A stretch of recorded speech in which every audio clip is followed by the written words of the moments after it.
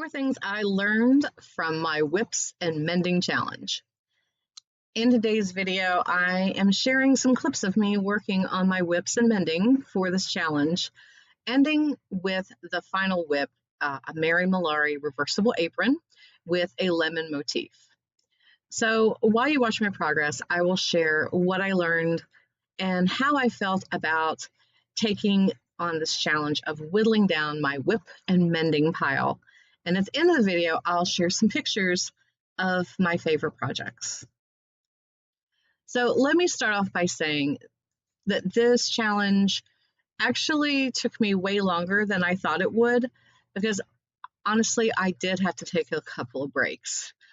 All in all, I completed 12 whips and mending projects, filmed 10 video shorts in just over 4 weeks.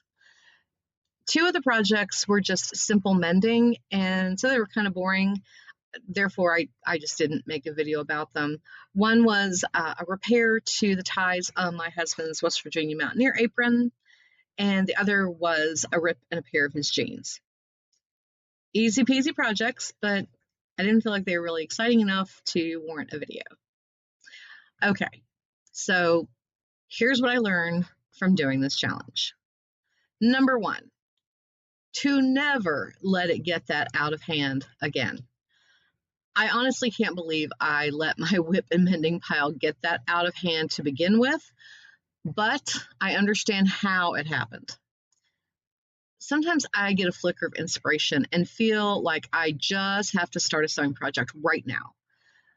And so I will put the current project in the whip and mending pile, promising myself that the moment I finish that new project, I will get right back to it. And that is a lie that I would tell myself repeatedly, just so I could justify starting something new. And I never went back to the original project. Instead, I would just start a new one. I know, I created the monster, and I was the only one who could fix it. Number 2, it started to feel like a chore and not so creative.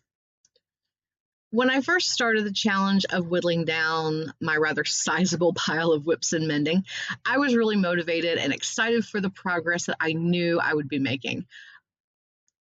But after a while, it began to feel like a chore. I think it's because I told myself I have to do this, and because I had made the announcement to all of you guys that I was only going to work on whips and not start any new projects, I felt like I really had to follow through, which, to be honest, sometimes made sewing feel less joyous. Now, if you followed my video shorts, you know I did cheat a couple of times. I just couldn't help myself. I just really felt like I needed some fun. I needed some creative time. So I made myself a sundress, and I upcycled an eyelet shower curtain into a really cute peplum top. But honestly, by the time I had decided to do that, I had already made quite a bit of progress on my pile of projects. And so I kind of felt like I needed a little pick-me-up. And, they did pick me up. So much so that I was able to go back to that whip and mending pile to complete more projects and, make more progress. Lesson number 3, there will always be whips and mending. So do I still have a whip and mending pile? Well, yes and no. Yes, I have one, but no, it isn't a large pile. I would say it is more of a small stack. One thing that became almost immediately apparent is that no matter what, you will always have whips and mending to do.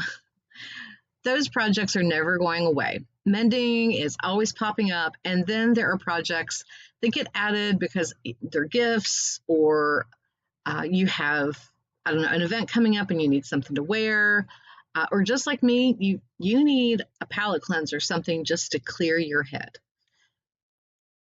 Since starting the challenge, I have added a couple of more projects. My mom bought me a pair of pants, and per usual, they need hemmed, not surprising. I also added an embroidery project. My husband is a foreman, and one of his guys and wife, they are having their first baby. So I'm going to be monogramming some receiving blankets and bibs for them as a gift. Oh, and of course, if you have been following my shorts, you know about the doggy blanket project that I will be starting soon. For those who didn't see the video short, both me and my mom have a lot of leftover fleece. So I will be sewing as many doggy blankets as I can to donate to our local humane society.